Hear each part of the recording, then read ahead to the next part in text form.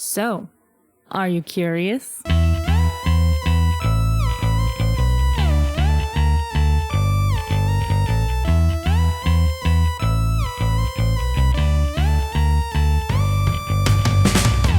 Welcome to the Curiosity Codex. I am your ardent enthusiast, Kyle Olson. Mandy Fabian is back to talk about Jess Plus None and the world premiere that happened recently in jolly old England. But the most important news is that I actually got to see the movie. You want to hear my thoughts? So does she. So let's listen along together. Chapter 16, 150 Bazillion Mistakes. Well, here we are again. A far jump into the future to talk about Jess Plus None and all the events that have gone on. So, hi, Mandy. Hi, Kyle. You said accurately the movie that never ends. This is one of those things. This is the very first part of our PSA to all filmmakers is get ready. Because when everybody says, well, a movie, that takes a good 2 or 3 years of your life, every filmmaker goes, well, not my movie. Yeah, 6 months from idea to distribution. Right? You're like, no, I'll work much faster than that. Those are people that don't know what they're doing. Has that been like the biggest surprise for you in this whole thing? Like how yes and no. How long the timeline really is? It did. I think the last time we talked, like post-production was taking a long time, but there were snafus. There were genuine like, oh, you know, if we take this extra time, the movie will be that much better. And because this was my first feature, I also wanted to do it as a learning process.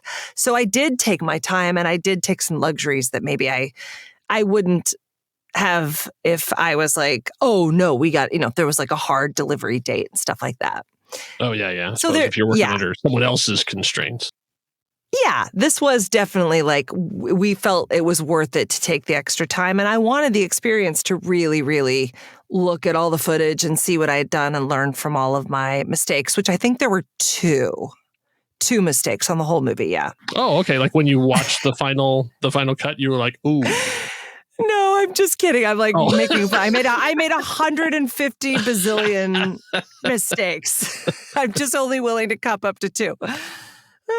Or cop to 2. Well, I guess the first thing we'll start out with is you were kind enough to share a link with me, and I got to see Jess Plus None. I'm so excited. After all this time, I actually got to see it. Yeah. Well, I can't tell you how thrilling that is because, along with all this talk of like how long it does take to make a movie and how much of your heart and soul you put into it, like the thing that you forget when you get into making something like this, because it gets to be all about like, oh, whether it's going to be good or bad. And you get so involved in these little details that you forget the real payoff of all of this is someone getting to watch it. Right. I mean, that's really it. You're like, oh, I just did like the hardest work I've ever done. And I offered up everything I have and I'm an open book. Like, here you go. And, honestly, whether people are like it or don't like it, it's not my business. And I have no control over that. Right. Because it could be like, oh my God, you had a fight with your girlfriend. You hate my movie. You miss your college friends. You love my movie. But like being able to actually share it and have somebody watch it and have any opinion at all is like such a gift. That is where I'm at right now in this process. I'm like, oh, I have a finished movie. Now I get to meet my audience. And that's actually really exciting. Oh, yeah. Yeah. Yeah. But I'm excited to hear, like, I mean, you go easy, but like, okay. how would you describe it? You're great. It's great. Everything's great. There you go. No, okay, let's move on. No. Let's move on. That's great. That's it. If you want to put that on the back of the DVD cover, that's totally fine. That's going to be the quote for the poster. Are you kidding me? Oh, all right. Nice. Man, I'm nailing this journalism thing. Actually, it turns out I'm actually terrible at this job, and I'll tell you why as we're talking about this. But yeah, I got to see it, and I was once again, whenever you watch a friend's project, you always go in with like, don't suck, please don't suck, because then you're going to have to find the things that are good, so you can be like, boy, costumes. Yeah, you really got. I mean, Oh, yeah. I had a friend one time, he was in a play, and one of his friends, after he came out in the audience, and a friend who was in the audience came up to him and said, you should have been in the audience. That's what he said. It's like, oh, okay. Yeah, I just read I think someone saying that they're always honest, but they say if something like that, if it was terrible, they're going to say it, but they're like, but the moment to say it is what's important. Because when you've just come off stage and you still have the pancake makeup on and you're sweating, now's not the time to be like, this was not your best work. Yeah, like, I have notes. Yeah, right. That is not the time to give notes. Like maybe a couple, like a week later, you can be like, maybe you could try. Right. You know what I've really learned from doing the Man Cave with Mandy Kaplan, is what I really have learned, and the whole premise of our podcast is that, we disagree. And it's true. It's not fabricated. Literally, if I love something, I know she'll hate it, and vice versa. It's very rare that we're like, yeah, on a project that we both love it. But that's the thing that I've learned from it is that, really, truly, these are just opinions based in nothing. Like it does not mean anything about the inherent value of somebody's work. It's like, if I don't love horror movies, I'm not going to get the same thing out of something that somebody else is, it's just so specific to the person, and it's meaningless. It's actually like, I don't know. Like, I know it means something to us, and we all think our opinions are everything, and we're like posting everywhere. They're like, this was a good movie, and this was a bad movie, and this is wonderful, and this is terrible. But at the end of the day, it's like, for every person who loves it, there's going to be somebody out there who hates it. That's been the hardest part about, I did not realize that until there I am at the world premiere going. Yeah, which we're going to talk about later. Yes. But there I am going, oh God, it's not just my friends and family. Like, these are people who've come here to form an opinion. Yeah. Yeah, that's right. It was people who have no idea who you are and are about to judge your work. Yeah, it was very scary. But before we get to them, those a-holes, I'd love to hear. That's right. I'd love to hear your impressions. How was it for you? What was the ride for you? Yeah, that was So I got a chance to watch it at home. So I was by myself. So it was just because of timing. I would be happy to watch with my wife, but probably not with the kids. Say of many things, sure. I don't consider Jess Plus None to be a family film, though it does have good strong morals. But maybe keep the kids home. I'm also not going to spoil anything. I want people to also go on the ride. So I will try and make some allusions to things that we both know that the rest of the audience might not know, because I don't want anybody else to lose some of the surprises. I know we've talked for 15 hours about the movie, but there are still some things that I did not see coming. I were genuine surprises. So you did a good job of talking about the movie without giving away major plot points. So good on you. That makes me so happy. Yay. Oh, good. You were good about not telling what the ending is. So I'm also not going to tell what the ending is too, because there comes a point where you're like, this could go a couple of ways. And I'm like that. I was sort of like that actually got to a certain point of the movie where I can say that she's standing next to her car, and it was sort of like, oh, I'm like, it's sort of like I was really invested by that point, because I'm like, this could go I'm like, what is the message she's saying? What is she going to do here? Which is it going to be? And so I think your choice justifies the movie that had come before. So I think that point is sort of like, yeah, that's a winner. Like when it got to that point, I was like, yep, that's the right choice for that. Oh, that makes me so happy. That's great. I say that what I messed up on is I had not gotten in. You had mentioned all these names and you talked to all these people, but I had not gone in and looked at the IMDb page, and so people would show up on screen. I'm like, I know who that is. Like I kind of thought this was going to be like, Mandy and her pals, but you have some heavy hitters in this movie. Yeah, I have great people that movie. I was like, hey, I know that guy. Hey, I know that lady. I didn't. You were talking about Abby. We had a whole thing talking about casting Abby and stuff too. I didn't realize Abby Miller was the same Abby Miller from The Magicians, which is one of my favorite television shows. So she shows up, I'm like, oh, I know exactly who that is. Like, oh my God. Oh, that makes me so happy. You know, she had never done comedy before this. Like, she had done it in theater, but nobody ever cast her to be funny. And I only ever knew her as being funny. And so I'm so glad she's getting a chance to like really, really, you know, show off her comedic chops in this film and her dramatic chops. Like, I think we've talked about this before, but comedy without heart doesn't interest me so much. Like, I like the emotional journey of it. And she was just, you know, perfect for that. Oh, that's fun. So who else did you know? Did you know who Rory else? O'Malley? Rory O'Malley was from Hamilton.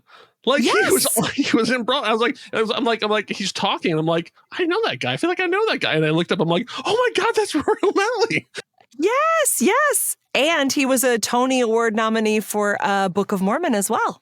Oh, I forgot he was in that too. Man. He's in the original cast recording of Book of Mormon. He plays the guy, turn it off like a light. He joins a small group of people who I have been huge fans of without knowing who they were. Because there's some people like Victor Garber was one of those too. Like Victor Garber, I was like, oh yeah, man, Victor Garber on Alias, he's great. And they're like, he was in Assassins. And I was like, what? Like the cast recording that I've listened to 1,000 times? That's Victor Garber? Never made that connection. And all of a sudden, boom. Yeah. I knew Rory did Hamilton. I knew he was playing King George on the tour of Hamilton and had done it on Broadway all those years. Oh, I knew he was in Book of Mormon, but I didn't know that he was on the cast recording. So one day, my daughter's like, Mom, I want to listen to Rory. Did Rory sing in anything? Can we hear Rory sing? Because she knew he was a Broadway guy. And I was like, yeah, I think so. Let's look up his name on Spotify. And the Book of Mormon shows up. And I'm like, oh my God. So there we are driving around. Now I know which songs are clean and which ones are not. So my kids only know the clean ones. Okay. But like, we had a ball listening to, and then they went home and choreographed all the numbers and were like doing dances from the Book of Mormon. I just got a huge kick out of it. Yeah, it's funny. We were just watching Hamilton again. And so one of the pieces of trivia that I know about that show, which I was obsessed with like everybody else when it came out with, is Rory was King George during the time of the filming. But they asked him to step aside so that Groff could come back, and he graciously allowed that to happen. Like he sort of like surrendered the role and then took it back, which I thought was a real class act for him. Yeah. Yep. So like, and he deserves all the laurels. And then let's see, I have the list because there's someone else. Oh, Scott is it Scott Spicer? Yes, Scott Spicer. Spicer. Okay, Scott Spicer. Okay, I want to make sure I get his name right because he was on The Tick on Amazon, which was a fantastic show. He was overkill and he was amazing. Like as soon as he started talking, I'm like, man, I know that voice. Oh, and I looked that's it up and I was like, fun. oh. So yeah, you have some serious nerd cred in this movie.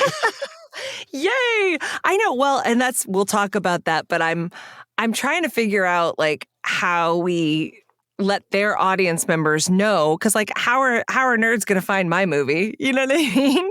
Yeah, we need to find all the Magicians podcasts and fan groups to be like, hey, if you liked her there, check her out over here. Yeah, exactly. And Scott, actually, I did a pilot. I directed a pilot that he wrote. It was like an independent pilot that they wanted to do. And I was brought on as a director. And that's how I met him. And oh my God, I love him. I would just put him in anything. He was great. Dang funny. He improvised a lot of stuff in that movie. Oh, really? Uh-huh. Yeah. So I'm trying to think of, there's a lot of things I want to say, but one of the things I love is like you not only manage to make everybody distinct, which as a writer, I know how difficult that can be, that to everybody that they don't all sound like you, but sometimes they do. Every once in a while, I was like, that's like the way she would deliver a line or whatever. I'm like, that sounds exactly like me. Well, and I don't know. Can't help it. Well, I don't know if I mentioned this. Yes, Jess is very much like me. Yes. There are things in the movie that are slightly autobiographical, and like definitely her voice is my voice in terms of humor. But then also because I've watched the movie 150 bazillion times. Yeah. I have it in that way that your favorite movie, like you still find yourself quoting When Harry Met Sally or The Princess Bride or whatever, like movies that you've watched so many times. Like I can't, it's a rhythm in my head that now I'm like, oh God, is that me or is that Jess? I can't separate them anymore.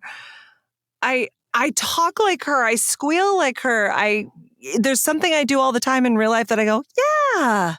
She does that in the movie, and I can't stop myself. Yeah. So anyway, we're mind melding a little bit. Yeah. When you actually found a way to make a douchebag relatable. Because there's a very important scene where where one of the characters like lays out their life philosophy, the character that we sort of had written off or whatever, and I was like, wow, you actually got into it. Like you actually like found a way in to be like the rich douchebag and to see like how he sees the world and to open it up so the rest of us can go, like, even if you don't agree, you go, okay, I get his point of view. Yes. So that was my goal. Well written. Thank you. It was my dream. I was so excited to have that scene in the movie because I thought my dream would be that every straight man in America would be dragged by their girlfriends to this movie. And then at the end, Scott, who plays Greg, the rich hedge fund managing bro, who's the groom in this movie, he gives this great speech at their wedding. And my dream is that every straight man in America would like jump up and go, yes, like finally, somebody gets it. That's exactly what we've been trying to say for years. Like, I love it. I really had hoped that would resonate with straight guys ever. And just to clue people in, because I don't think it ruins anything. But what he says was, he says, like, if you're looking for another version of you, that's not me. He's basically saying, like, my tastes in life are simple. I have simple tastes. It's not that I'm a jerk or a douchebag, and it's not that I don't love you. I'm just simple. And there's something about that like, for some women is really the very perfect partner. And that's true for every couple in this movie. And not everybody's in a couple, but every couple has their own version, their own imperfect version of what their love language is, right? They're all with the person who's right for them, and they all have these issues, but it doesn't look the same way. Like, I have so many couple friends that I look at and I go, oh yeah, I wouldn't want to be in that relationship. I could not survive a second in that relationship. And they've said that to me about mine, but it's like, right, because that isn't a good fit for you. It's a good person for me, right? And it really, so we can all stop pointing fingers at everybody and go, oh, that marriage. You go like, yeah, well, guess what? Some people don't want to sleep in the same bed. You know what I mean? So that's fine for them. And if they want to agree to that for the rest of their lives, that's their business. It's not for me to judge, Yeah. I spent That's not my movie, by the way. Going back and forth being either Peter or Nate. Those were the people I most related to, because like Nate, I was like, I don't fit in here, but I'm going to try. Like, I'm going to, like doing whatever he can to be like, no, everything's great. I'm having so much fun. Yeah, Nate is the husband. So for people who are listening, Nate is the husband of one of the college friends. It's a group of college friends who are at an off-the-grid wedding in the woods. And Nate is the husband of one of the women who's like, just wants to go and have a good time. And she wants to have a wild time. And he is straight and dependable and, sort of just a regular guy, loves his kid, loves his life, but sort of not cool, not with it, not as hip as everyone else, and just trying to like fit in and get in there. The sweetest guy, played by Tate Ellington, playing Nate. So don't think that wasn't a little confusing on set. But but Tate playing Nate. Nate. And our sound guy's name was Nate too, so that was really fun. But anyway, he was so funny, because even when I met him after auditioning, we had we had a meet and greet just so we get to know each other a little bit. And he was like, I'm this guy, like, this is me. And I was like, oh, I don't know about that. And then when he was on set, I was like, oh, wow, you really are. You're really this guy. Yeah. Like, this was really good casting. Like, he is so just, talks, and like, he's really funny. His improvisation was amazing. He also like played around with the character a lot. Like, it was just, Yeah, he was really, really good. And really that he'll just never stop talking. It's just like no one's listening to you anymore. It's like, oh, okay, then I guess I'll stop now. Yeah, totally. Yeah, and then Rory O'Malley playing Peter. Yeah. Because I was like, yes, I would hate all of this as well. I don't want to be in the woods. I don't want to be doing sports. Yeah, so many times I was like, I am with you 100%. That's great. It was not until, it wasn't until after I had shot the movie that I realized what I had done, that I had written a gay couple named Peter and Vince. And it really came home, which of course is the names of the creators of Better Call Saul, Peter Gould and Vince Gilligan. And I was like, oh gosh, I just did that and now it's done. Like the film is done. I can't change it, but I liked the names. And then having them, we had a little cast and crew, like friends and family screening in Los Angeles, and they both came and I was like, oh my God. Oh my God. I named the gay couple Peter and Vince. Did they pick up on it? I'm pretty sure they did, but that's all right. It's a testament to how much I love them that they were in my brain. And they are also a power couple. Yes, they in made many some ways. amazing stuff together. Yeah, absolutely. Yes. Well, yeah. So it was interesting going through and then like having memories of things I had never experienced, because it's like, oh, that's when she was talking about like, oh, this is the set she talked about with the. Or the CG, like I realized why you had CG animals in it. I'm like, oh, that's why. Okay. Interesting, right? Yeah. And if you look at my movie, if you're just watching it, the last thing you're thinking of is, those special effects. Right. It's not that kind of movie. So the fact that I wrote anything with VFX in it, like I wrote all these things going, oh, wait, that's how it's done? Like, I don't know. I think I actually thought we would get an actual rabbit and figure it out, So it was it's very interesting that like, that must have been fun to watch it with that. Yeah. Like, oh, yeah, exactly. That's right. It's like, oh yeah, remember what she talked about? Oh, sure. Yeah. Or even the opening and stuff too, and suddenly a pillow appears, and you're like, "Oh, yeah, yeah." We talked about directing that, and I had to recut that thing for like a month just to find the right. Yeah. I know I gave that advice to filmmakers back then, but I'll say it again: think of your opening and think of transitions.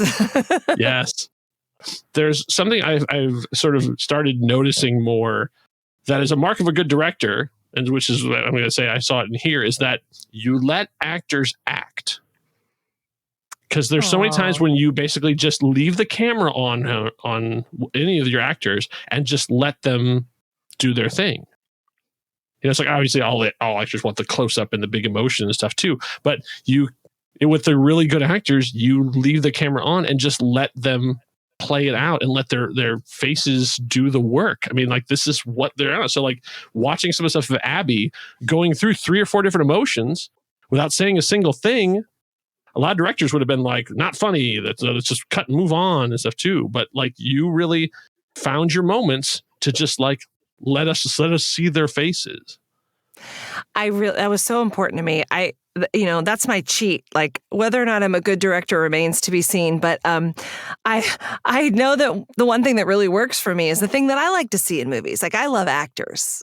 That's the main thing. Like, you can have all the special effects and all the story in the world, and if it's not compelling characters who I want to watch and who I care about and good dialogue, I don't respond to those movies. Some people do. The other stuff really fills those gaps for them and they love it and they don't care. I really need that stuff. So when that stuff is then combined with extraordinary visuals or special effects or an incredible story, then it's like those movies ring all the bells for me. But for me, if I had to give, and with the budget we had too, like that was the primary thing that was very like that I wanted to work with and that was available to me. And I'm really glad that you noticed that and liked that. And it's something that I chose as a filmmaker.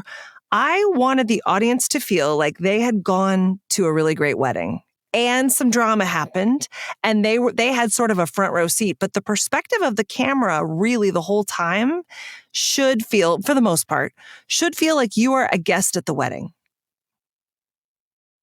So I didn't want to, there's times you have to cut a lot for comedy, like meaning rapid fire editing, not cutting things out. But Yeah, I the, really, like the montage in the middle with they're doing all the different volleyball and sports and stuff too. It's funny, Yes. but it's like, but you got to keep moving. yeah, but even that, so not necessarily in real time, but even that, I shot it like you're somebody watching, you're a guest at the wedding. And I wanted it to, the more dramatic bits or some of the dramatic moments, like I built them sort of so it should feel like you're just having your glass of wine over here and you happen to notice, you're one of the people that notices, oh, she reacted funny to that. Oh, you're the audience is building the story through your lens, right? And even some of the shots we on purpose did them like, let's do it from behind this tree, as if you're coming back from your cabin and the scene is unfolding and you're catching it, right? Like just there are little things like that we put in that I think they work. It feels, I had a couple people say, I feel like I am friends with these people. I felt like I went to that wedding with them and I was like, that's exactly what I wanted. Yeah. Yeah. Cause it's a lot of characters like that you have to introduce in a short amount of time and establish the relationships and who likes who and who doesn't like who and, who came into the group later and all of those things. Yeah. It's a lot of maneuvering to get that on. But getting back to sort of what you're talking about with the faces, like I remember what really struck me was when something happens, something dramatic, and everyone needs to help. Peter comes to Jess, who is like, it looks like she's leaving, and basically he's wanting her to come and help, and she doesn't say almost anything. So he's doing all this stuff of like, well, come on, like this is your like let's go, and she doesn't say a word. Now, now my instinct as a writer is to give her, it's the back and forth, but she basically conveys everything without saying anything. And it's a really, really powerful scene. Oh, good. I'm glad you liked that. Yeah. That was, yeah. I can't remember if we had written more. I don't think so. I don't remember what the balance was with the original script, but I do know that he had said more. He kind of had a whole speech and we felt like it was too much because at the end of the day, the moment needed to be, he was asking for her help and she could not give it to him and she could not say why. Yeah. And that's the heartbreaking thing. And that was conveyed. Yeah. Oh, yay. That makes me so happy. Boy, talk about these things. Like you just don't know. You shoot those things and you're like, is anybody going to get this? Like, and then the more, again, when you watch a movie 100 times, huge jumps in time start to make you go, oh my God, he was just on the dance floor. How is he suddenly here? Like, it's a funny, but nobody cares. You're just following along with the story, but it's I'm so glad that you like that. I really, she's amazing. She's such a good actress. I love that, she would make me laugh and be a goofball and a clown. And then she would just, anytime you're like, okay, your heart's broken, she'd be like, okay. And she just was so open and vulnerable and struggling. She was so in it for this character. I'm so grateful to her. Yeah.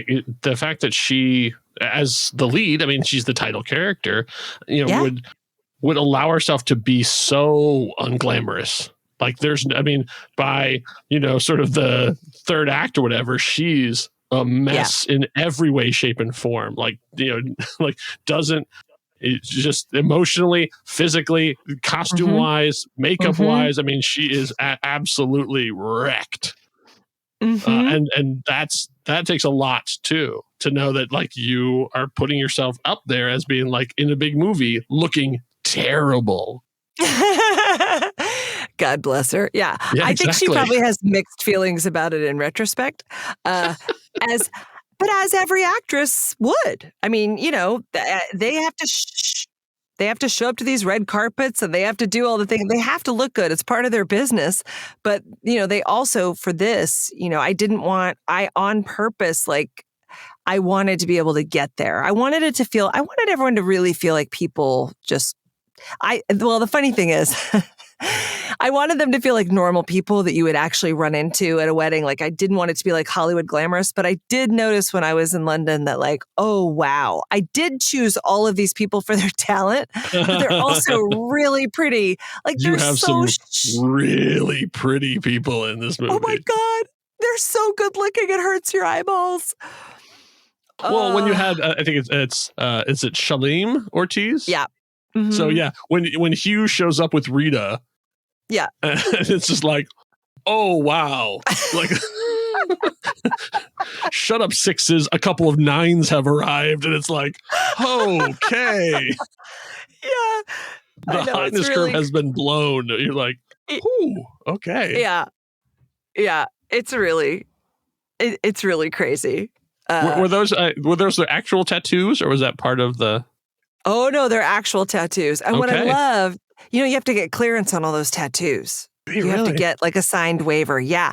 So thankfully he's been in a bunch of TV shows. So they had already done that. So he still had the paperwork and everything. So we got clearance on all his tattoos.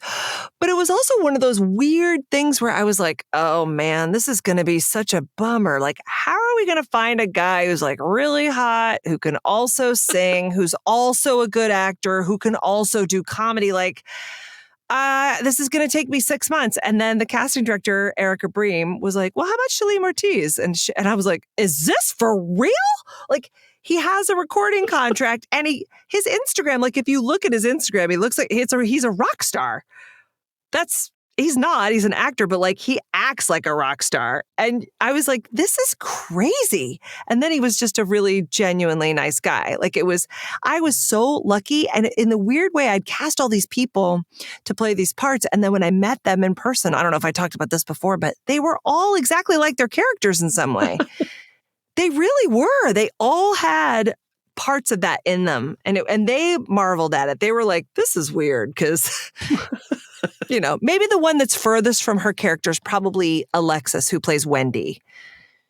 She is like Kundalini yoga lady, and she's the most chill, zen, although would not get caught dead in the woods. Like, no camping for her, no bugs, that kind of thing. Uh-huh. But she's very like kumbaya and all is well, and she would never be as stressed out or as like unhappy with her life as Wendy is in the movie. Or as disinterested in her child. I would never have expected that. I would. So good on her. She had me fooled. Yeah. She's a good comedian. God, I love watching her just nail those jokes all the way through. Yeah.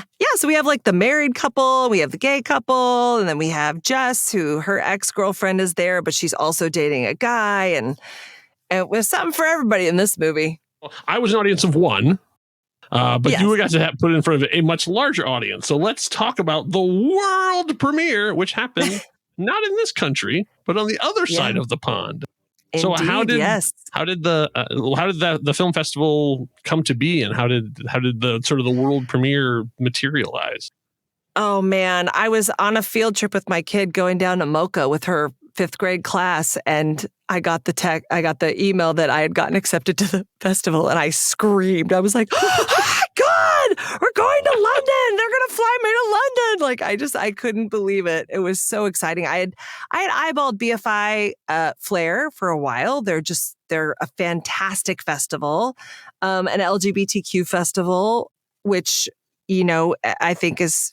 As an audience, I definitely want to connect with and celebrate, and I identify with. And so I really love that that's where we started off. They were so enthusiastic.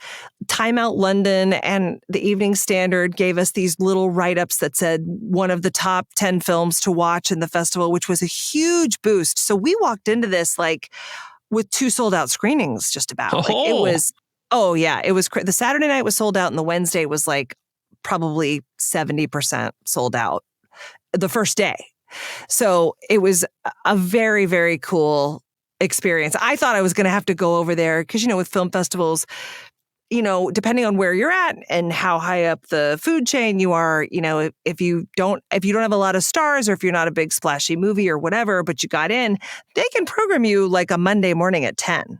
Sure. You can have a raunchy sex comedy at 10 a.m. on a Monday, and you got to then work it and go around the city with postcards or go to places you think your audience is and promote the movie, give out prizes, merch, like whatever you have to do to get butts and seats. So we had actually prepared for that.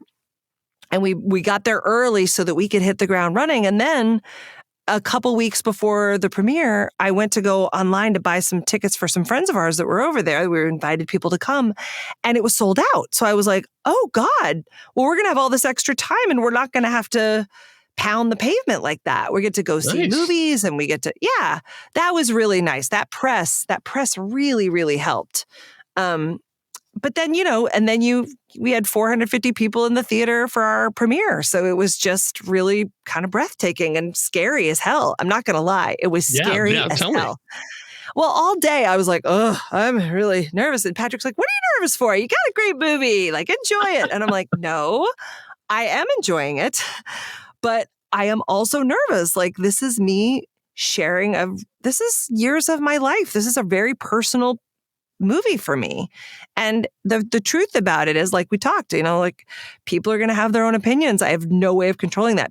Jess is as a character is going to make people really uncomfortable. And some of us identify with Jess and go, oh, I've been there. And some of us go, what a dick. Who acts that way?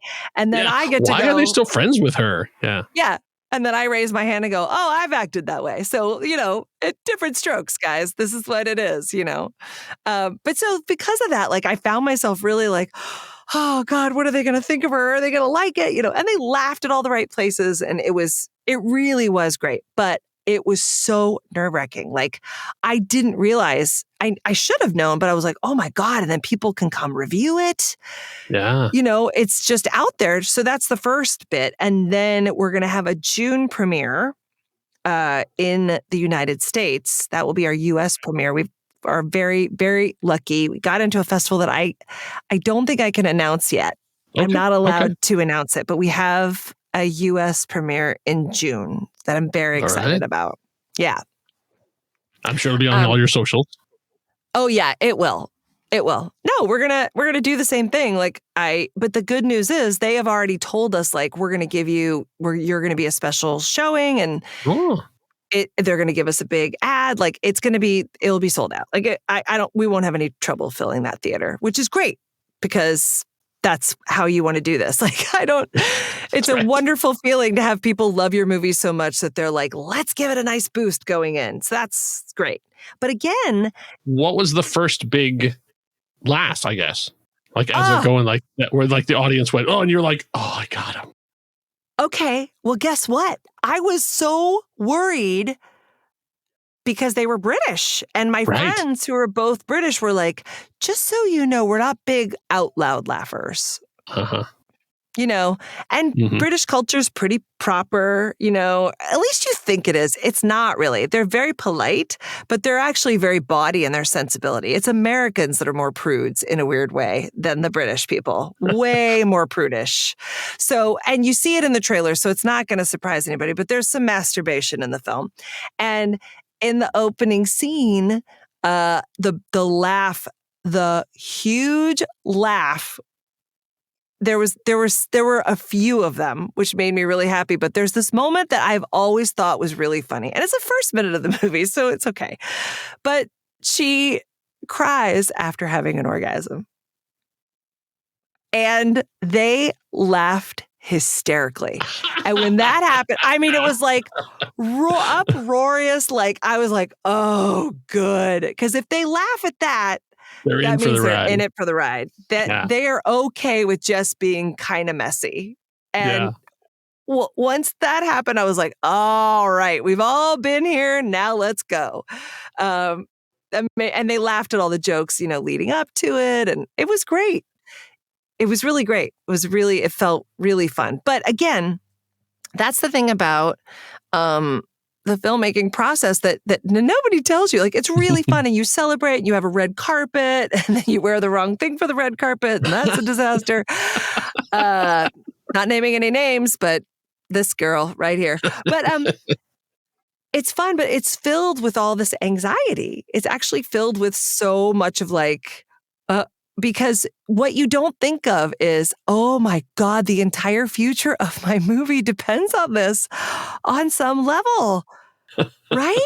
It's not just sharing it with an audience. Like, I got to share this movie with you and you're like, oh, I really like this and I really like that. And I go, yay, my art resonated with someone. That's fantastic. If I'm lucky, in my head, I'm like, great. If I'm lucky, when the movie's available to the public, Kyle will say, oh, you got to check out this movie. And maybe they'll check it out and they'll like it. Maybe they'll pass it to one of their friends. And that's what I'm thinking is going on. Like, that'll be magical. And yay, let's all hold hands and kumbaya.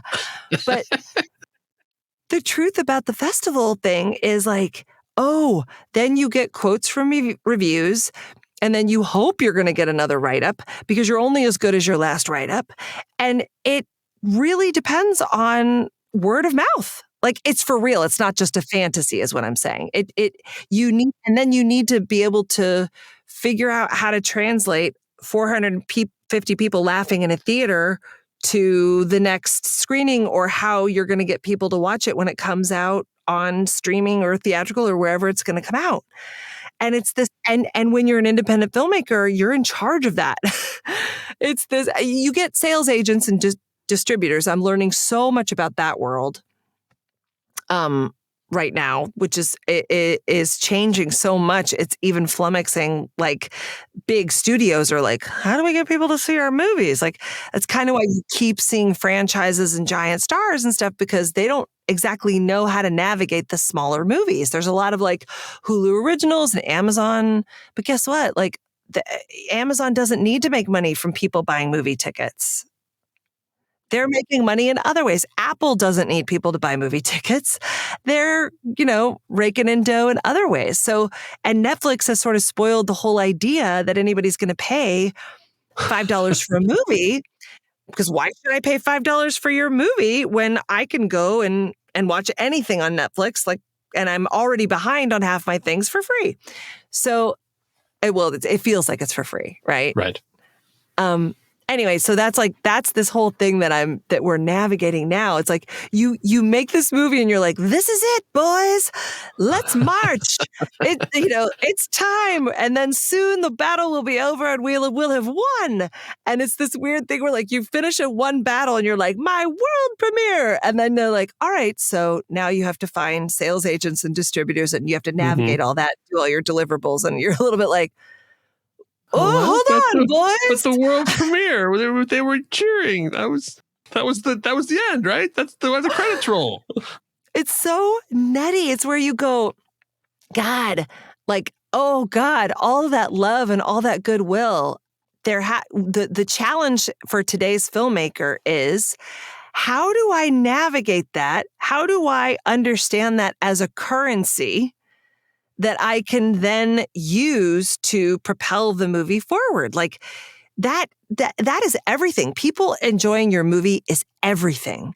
But what audiences luckily film festival audiences really are passionate, but like that word of mouth, like, I don't think people understand how my destiny as a filmmaker, my future lies in their hands. Truly. Because if I can prove that people watched and liked my movie and shared it with other people and wanted to talk about it afterwards, and that it moved them, that critics liked it, that that it makes some sort of an impact that's not, it got into Sundance, right? That is going to be the saving grace of it.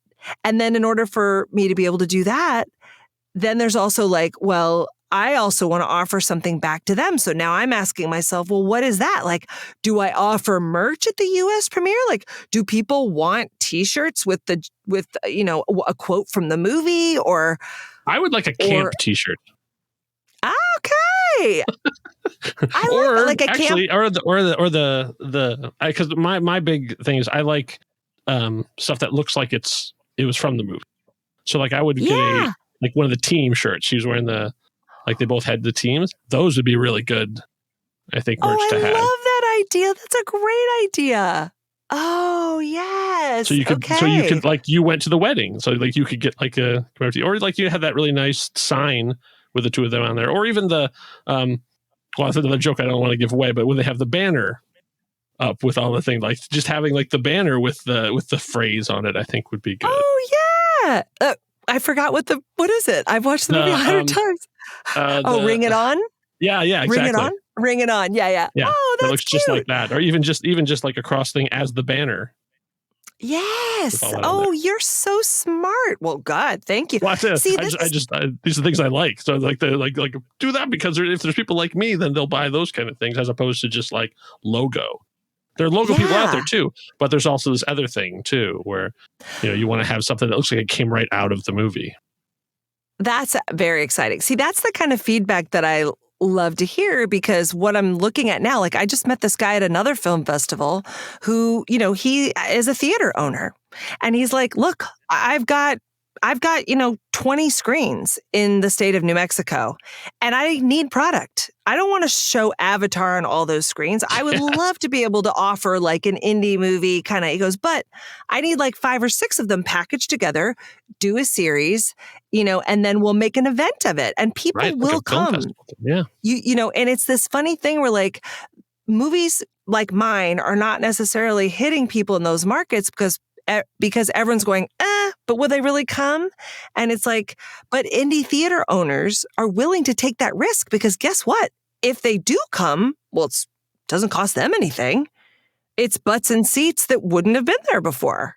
Yeah. And honestly, cheaper, because right now, like basically, because like when you are a theater owner and you want to get Avatar 2 and stuff too, Disney is taking like 90% of everything you make when you have it on there. So you have to pay them, and then they get most of it back anyways. Yep. So it's like, that's right. Please, if you're going to a small theater, buy the concessions, because that's all the money they're making. Yeah. Yeah. No, and by the way, for a filmmaker from my end of it, if I decide to distribute the movie, if I put it up on Amazon, they're going to take 60% of if you pay $5, I'm only going to see 40% of that at max. And I think it's actually even less. So I forget I don't really remember what the algorithm is on it. The scale is always changing. I could tell you it's not great. So I think it's like you get so much per minute of what you sell. I can't quite remember what the formula is. I'm sure each of them work their deals differently too. Right. But so if somebody buys an $8 or $10 ticket in a movie theater, and I get half of that for them seeing my movie in a theater, that's more money than I would ever see on any of the other platforms. Like, so it's a really interesting thing where I'm like going, God, I want to get it to people. And I believe it could be successful, but also, even if it's not, what will I have lost? Nothing. Like, you know what I mean?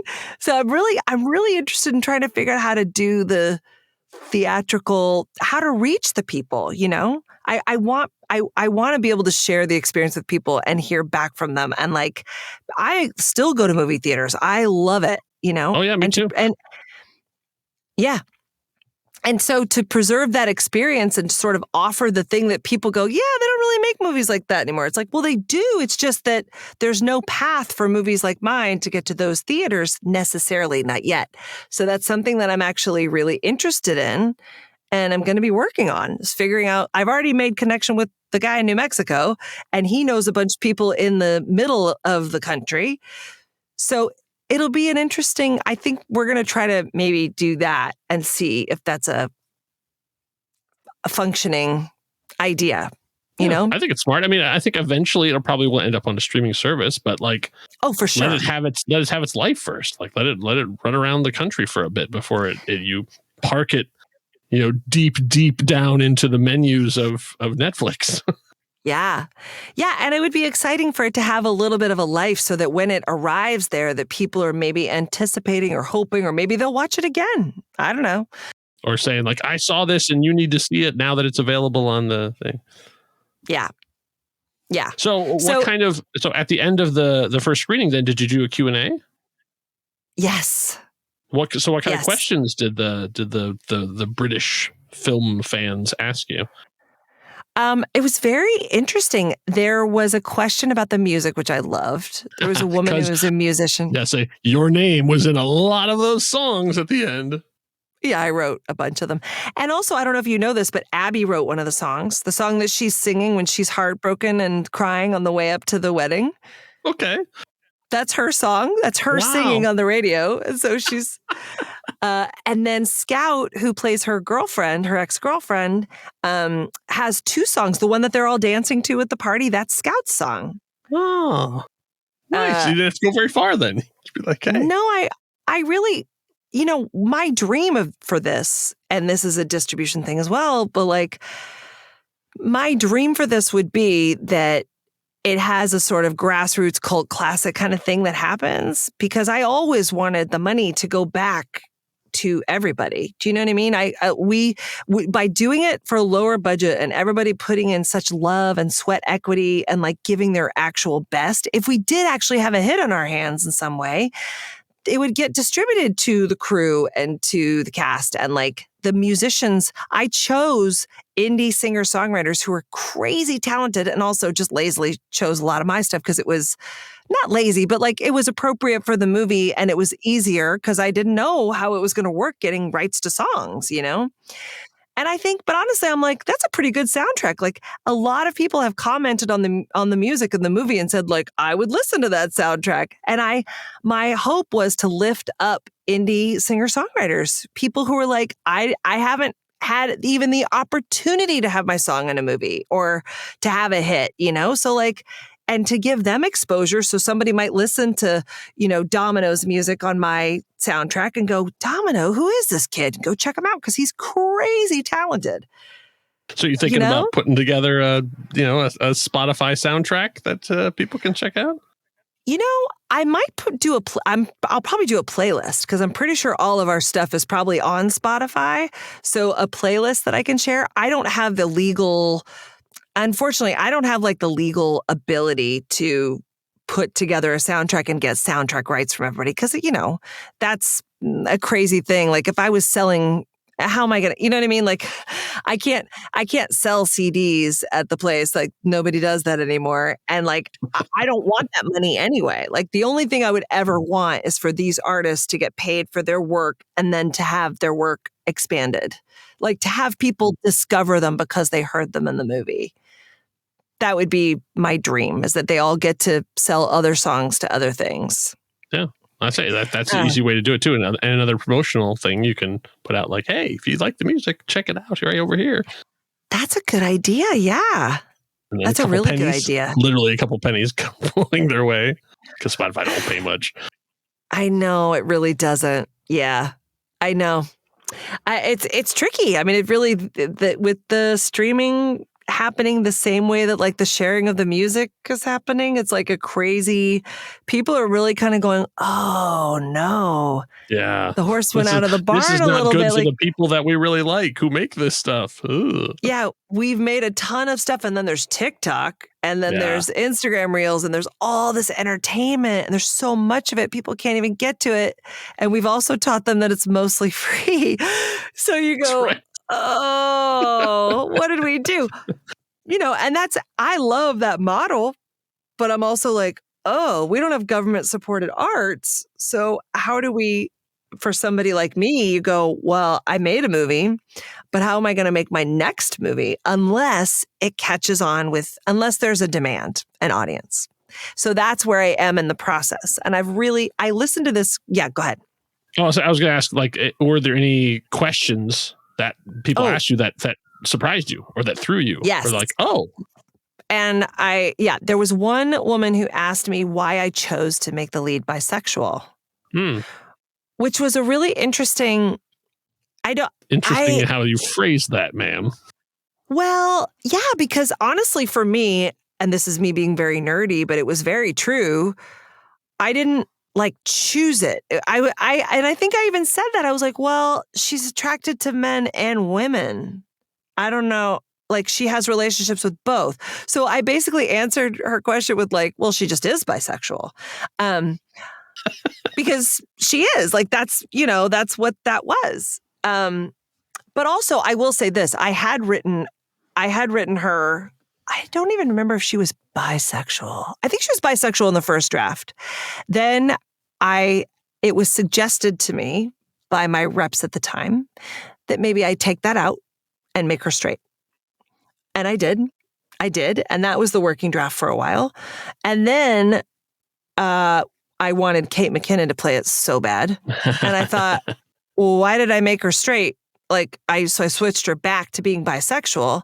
And then I never went back because I was like, honestly, I've had some struggles in my career because I always write gay and lesbian characters and I always make them leads and important parts of the story. And I've always gotten pushback oh, it's not mainstream enough. Like if you would just write something that's more mainstream and, less indie and less fringy. I have a podcast with a married lesbian couple. They're married lesbian swashbucklers. And so I was advertising for the show and put a thing out and someone said, I got feedback on the poster that I had made, not has just digital, basically just to send it out as a thing. And it says, does it have to say lesbian on it? Right. And I was like, they're a lesbian couple. Like that's who they are. Like, I'm not going out there saying this is the greatest lesbian love story of all time, but it is a lesbian love story. So yeah, why is that word the problem? And by the way, if I want to see that poster because I guarantee you, I know some ladies who will absolutely buy one of those posters and put it right up on their wall. Lesbian swashbucklers? Are you kidding? That's super hot. That's some pirate fantasy business right there. Right? That's what I'm saying. Like, why is that a negative thing? Like, oh, you're going to turn away some people. I'm like, maybe those are the people I want to turn away. Yeah. And by the way, then I also have this other thing where there are people who've watched the movie several times and they're like, oh, it's at a gay and lesbian festival? I didn't even think of it as a gay and lesbian movie. And I'm like, right, because it's a human movie is what it is. It's for everyone. But I have had that issue before where they're like, oh, that's a gay project. And you're like, well, yes, but also not. What are we doing? That's an interesting thing that I think we're going to get past. That's my mission anyway, is I'm just going to keep making movies because the truth is, and so far, I'm really dying for my movie to get to the middle of the country because so far I've had very passionate, audience members of all stripes, every sexuality, every political affiliation. Two of the most enthusiastic respondents at one of the screenings, which was the cast and crew one, were friends of one of the producers. And I know they are hard right-wing, Trump-loving, the most aggro, hetero, red state, the guys that you would just imagine rolling their eyes through the whole thing and can't wait to get out of their chair. Both of them could not believe how much they loved my movie because they didn't expect to like it. They thought it was not a movie about them or their people. And they felt so, that character, the groom, everybody is welcome for this movie. And that's part of the reason why I'm like, I hate that there's even marketing things or that people are going to make all these assumptions. I wanted to go boots on the ground. I loved seeing that this guy who I thought would hate the movie was so overwhelmed with emotion at how much he loved it. And I'm like, God, look at that. I never would have anticipated that, but it made me so happy. Yeah, one other guy I've forgotten to mention, another praise thing is I really liked. There's two things I think of, both involving technology. First of all, you were really savvy about how people communicate in the movie at the start about it's a voicemail, it's a text. Oh, I ignored that. I saw that. I read that. I didn't see. I mean, all that kind of stuff was so savvy in a way that most movies aren't. Oh, thank you. You could really tell that you actually knew what you were talking about in terms of when you leave a text, when you leave a voicemail, all those things, and how all of them communicate, who texts who calls who, all that stuff is very much a part of our character in here living in the 21st century and stuff too. And so few movies understand that. Where it's just, they get back to he's not texting me. And it's no. The point is how often the content Is it, do you leave them on red? I mean, all these things. And I felt like and for someone like, who is not a millennial, I will say that. Also, True. I'm not related to. I thought it was like really savvy. Oh, good. Thank you. And also, I'm a big nerd for text on screen, and I thought your text on screen stuff was really good in terms of seeing the messages, and even like when Jess's message pops up and he immediately swipes it away. I was like, oh, that was so good. Oh, good. Oh, Yeah, that makes me so happy. I love that stuff, and I thought you did it really, really well. Well, one of the things I initially wanted to do, and of course I had to scrap this because of budget and time constraints, but what I really initially wanted to do in the opening scene was to have her texts and emails and ideas about a dress she was going to buy. And like, I wanted it all floating and coming out of the walls because that's how I feel technology is now. It's constant, right? Like we're having this conversation, but I probably have 2 text messages and voicemails and Yep. As I've been talking to you, I've gotten an email and a couple of ads have popped up on my main screen, and yeah. Right. It's a real thing where like you're never just in one conversation. And part of the, I've already, part of the way that she uses sex is to kind of try to quiet her mind, to kind of like calm herself down and like, or, sex for one, masturbation, but like, her own guided meditation. But those floating text things, we found this look that I really liked, but I had wanted that all over, her. But then I ran into a problem because this is probably not interesting to anyone, but I had to sort of pull back from that idea because then I was like, oh, how am I going to distinguish the stuff that's floating in the walls from the actual conversations? And it might be too much. And at the end of the day, I was like, it's a comedy. Let's just get to it. Yeah. But yeah, I think you made the right choice. I like that idea, but I think it would have been too much. Plus, you'd have had to like call it back later or something. Because like if you just always annoys me. Like I can't think of a better example than Suicide Squad, where they do this big thing at the beginning where they like introduce and they have these really flashy like graphics on screen with the characters' names and like rock music playing stuff too, and then they never do that again. It was like, why did you? You're selling me something that's the rest of the movie does not really follow through on at all. Yeah, I had to roll it back, but I think we found a nice everything. Every idea informs another thing. Like I love your idea for the T-shirts, though. I'm very excited about that. Yeah, I think it'd be good. Maybe even the ranger station. Maybe even like the hours of the ranger station. Oh, yeah. Well, I think the ranger station is a little too close to the actual. I think we may have actually. I'm like, oh, that might be a little tricky. That might be copyrighted.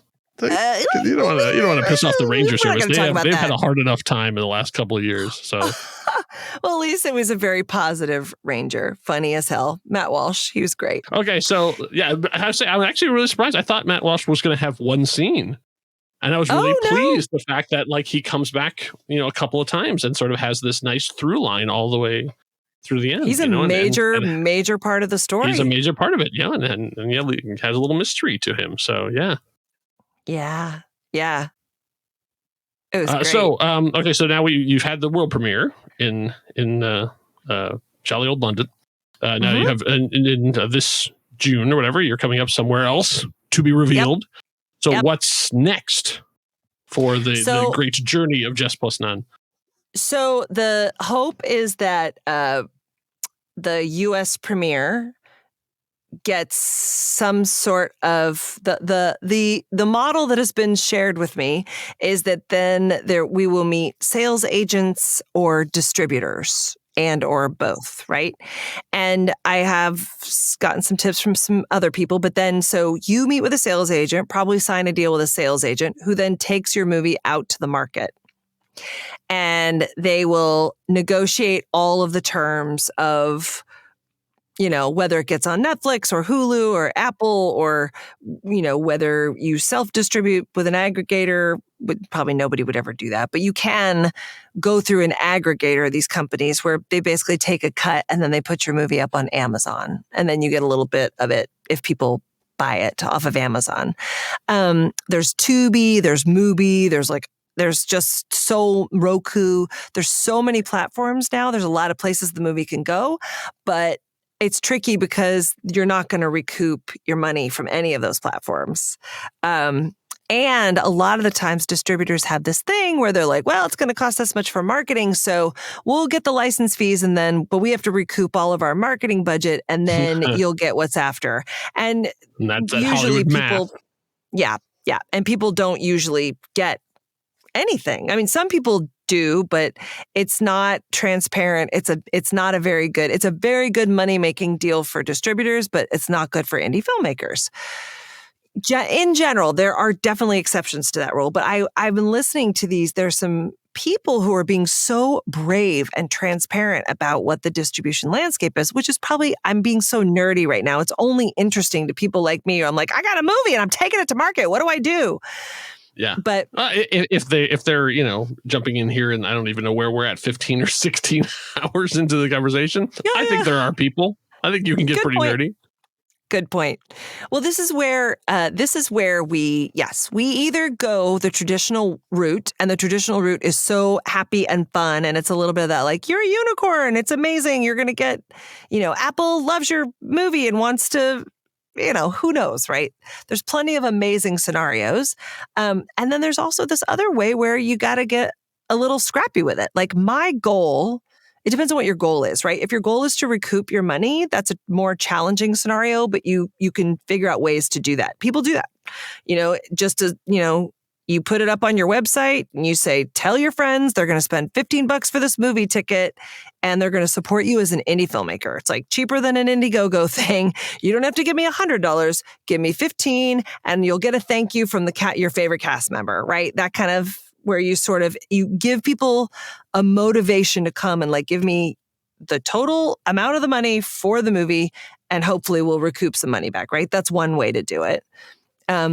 But then there's like being fun. Like I'm really trying to figure out a way to have it be like a fun experience, like a team up with other experiences. Like, is there a world where it could be at like music festivals? It could be like the film that they show at night during a music festival, or like, like it could it or be like shown at some of those like wine bar things like that. You have, that you can have a couple of cocktails while you're watching.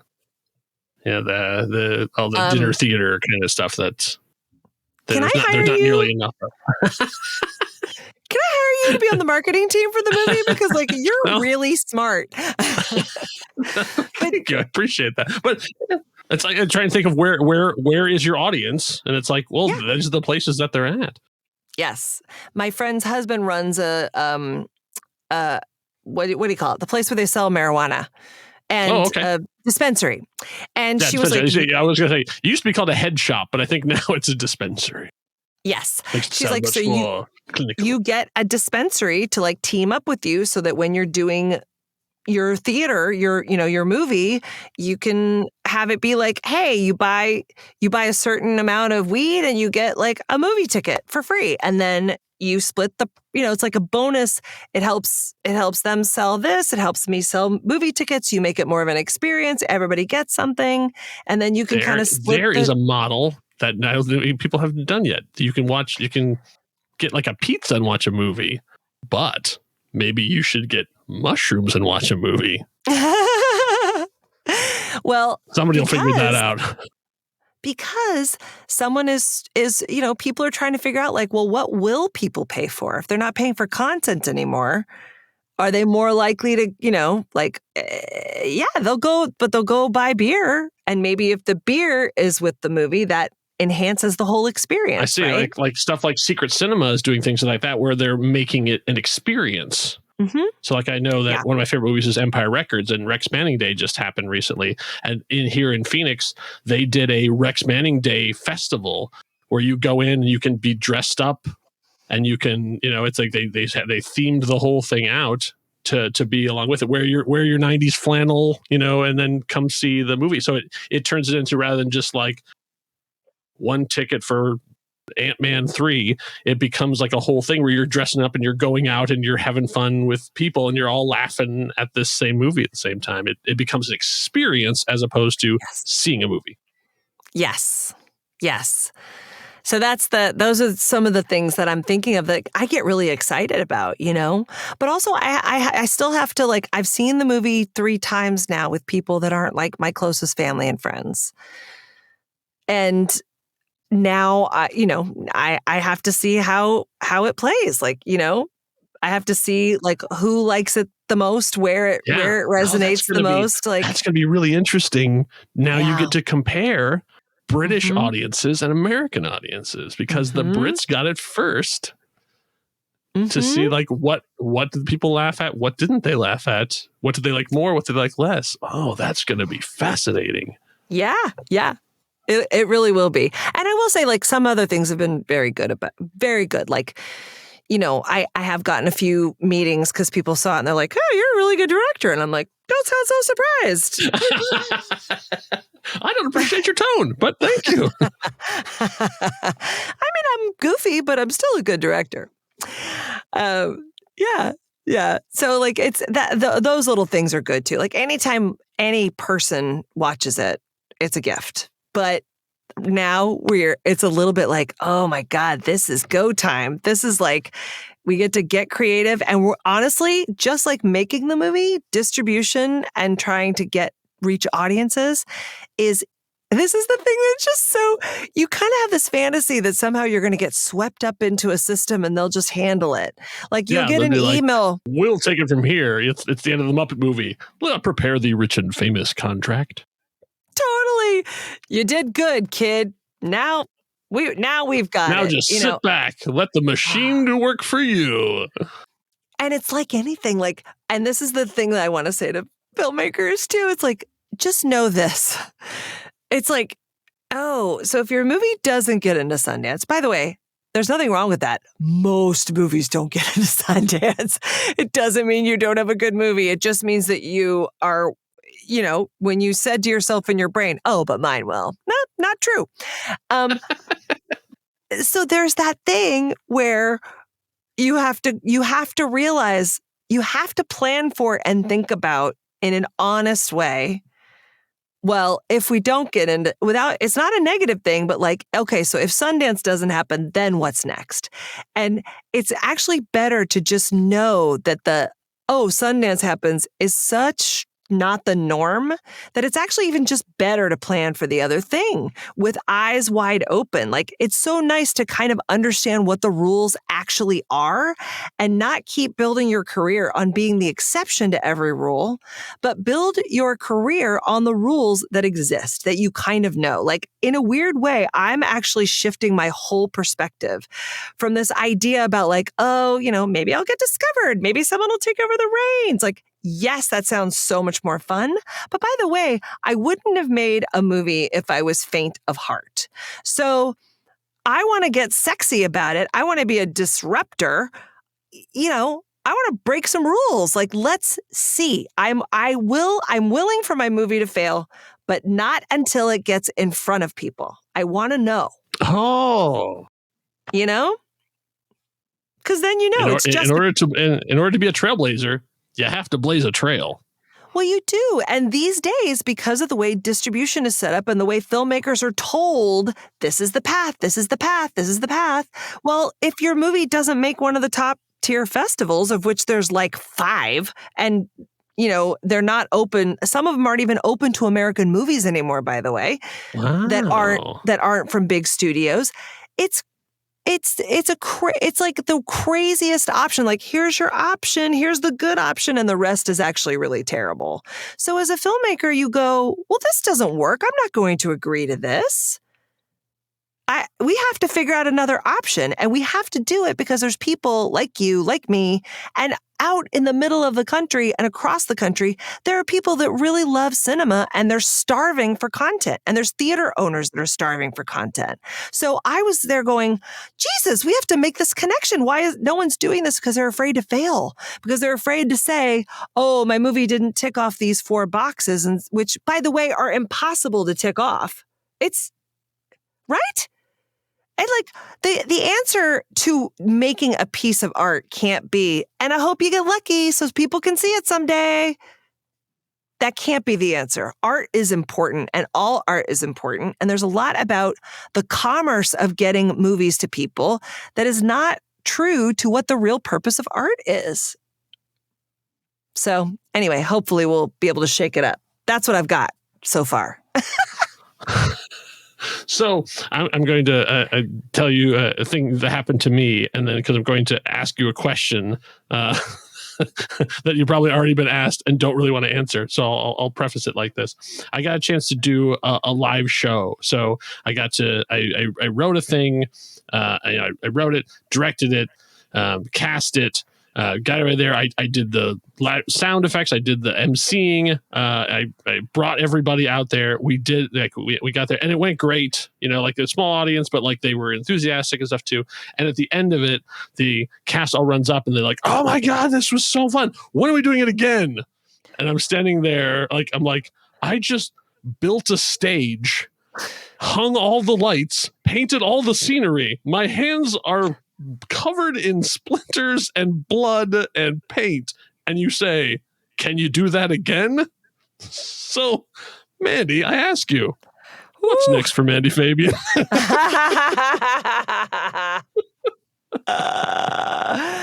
Well, that's really interesting. Yeah, I know. Obviously, the story of Jess Plus None is not finished. It's barely started. Yeah. So I know that it's still going on. But like, are you already Right. starting to think about like what the next thing is going to be? Of course. Yeah. I have the next script all ready to go, Do you really?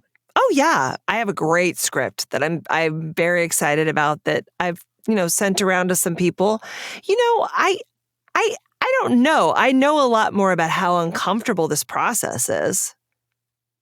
I know how vulnerable I feel every day, that I don't necessarily like feeling this vulnerable every day.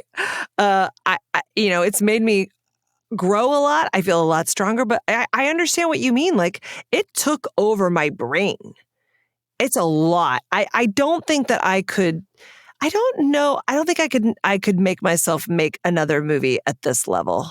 That might be really hard. I don't know. We'll see. Maybe. But it's the one-man band of it. I get what you're saying. That's really, really tough. It's really tough to do. That said, I fall in love with ideas, and I love people, and I love audiences, and so I love collaborating. And so I know myself, and if I'm not on something that I'm not putting together, if I haven't been sucked into some collaborative wheelhouse of something, I wouldn't be surprised if that's what I do. I put things together, I forget the pain of the first child, and right. I get pregnant again. And that's just kind of what I do, I mean, I really, who knows?